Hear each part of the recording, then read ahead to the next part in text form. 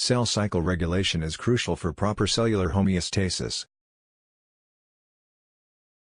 Today we mainly focus on the following 5 parts.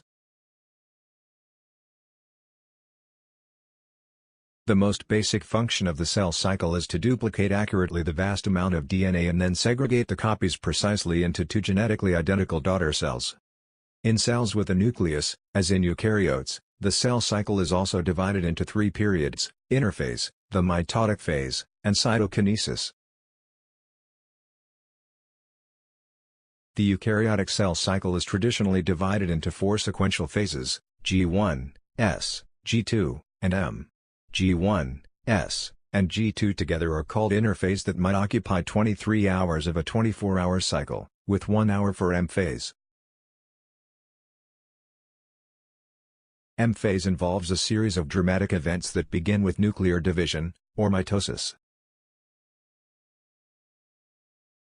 Mitosis begins with chromosome condensation, then the nuclear envelope breaks down and the replicated chromosomes become attached to the microtubules of the mitotic spindle.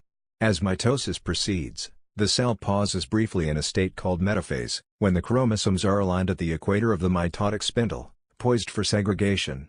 The sudden separation of sister chromatids marks the beginning of anaphase, during which the chromosomes move to opposite poles of the spindle. The cell is then pinched in 2 by cytoplasmic division or cytokinesis, and cell division is complete. According to the cell cycle, human cells can be divided into the following 3 categories: cycling cells such as epidermal cells, bone marrow stem cells, and germ cells, G0 cells including hepatocytes, renal cells, terminally differentiated cells such as nerve cells, and cardiomyocytes. In this section, we will look at a few of the most important core cell cycle regulators: cyclins, cycle-dependent kinases, and cyclin-dependent kinase inhibitor. Cyclins are named such because they undergo a constant cycle of synthesis and degradation during cell division. When cyclins are synthesized, they act as an activating protein and bind to CDKs, forming a cyclin-CDK complex. This complex then acts as a signal to the cell to pass to the next cell cycle phase. There are 2 classes of cyclins: mitotic cyclins and G1 cyclins. Cycle-dependent kinases are relatively small serine/threonine protein kinases with molecular weights ranging from 34 to 40 kDs. By definition, a CDK binds a regulatory protein called a cyclin for their activation. Without cyclin, CDK has little kinase activity. Only the cyclin-CDK complex is an active kinase. Activation and inactivation of these kinases trigger the transition of the cell cycle to subsequent stages. Mammalian cells contain at least 9 CDKs, 4 of which, CDK1, 2, 3, and 4, are directly involved in cell cycle regulation. Known CDKs, their cyclin partners, and their functions in the cell cycle are listed in the table below. Full kinase activity requires an activating phosphorylation on a threonine adjacent to the active site. The identity of the CDK activating kinase that performs this phosphorylation. One of the kinases that place the tyrosine phosphate is WEE1, a kinase conserved in all eukaryotes. CDK inhibitory phosphorylation is also vital for regulation of the cell cycle. Phosphatases from the CDC25 family dephosphorylate both the threonine and the tyrosine. Cyclin-dependent kinase inhibitor is a protein which inhibits cyclin-dependent kinase. Several function as tumor suppressor proteins. CDIs/CKIs are involved in cell cycle arrest at the G1 phase. Both P15 and P16 are members of the INK4 family, which control the mid-G1 phase by binding to CDK4 and CDK6, leading to a decreased phosphorylation of target proteins. Overexpression of P16 arrests the cell cycle by inhibiting CDK4/cyclin D during early G1. CDKs are also regulated by CDK inhibitors P27, P21, and P57, which bind to and inhibit both of the G1 CDKs. P27 does this by physically blocking the cyclin/CDK complex's interaction with its targets. Another inhibitor called ERBA prevents entry into the S phase by binding to E2F transcription factors. E2Fs are transcriptional activators when they act alone but repressors when bound to ERBA. The mid-G1 cyclin/CDK complexes partially phosphorylate ERBA, reducing its binding to E2Fs. The late G1 complex of CDK2/cyclin E completely phosphorylates it, preventing its binding to E2F. E2Fs can then act as transcriptional activators for genes needed in the S phase. Both accurate replication and even distribution of genetic information are critically important events in the cell cycle. In order to minimize the accidents, cells have checkpoints that function to monitor the progression of the cell cycle. Here, we list some of the representative checkpoint mechanisms. DNA damage checkpoint. If the DNA is found to be damaged, ATM/R phosphorylate inactivate the p53 protein during the G1, S, and G2 phases.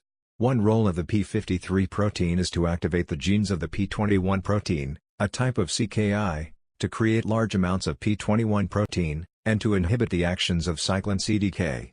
As a result, cells cannot move on to the next step until the DNA damage is repaired. DNA replication checkpoint. This checkpoint allows the cell cycle to transition to nuclear division after DNA has been adequately replicated. If any part of the DNA has not been replicated, the checkpoint identifies such parts and inhibits the activity of the G2 phase cyclin CDK, the protein that instructs entry into the M phase. Spindle assembly checkpoint.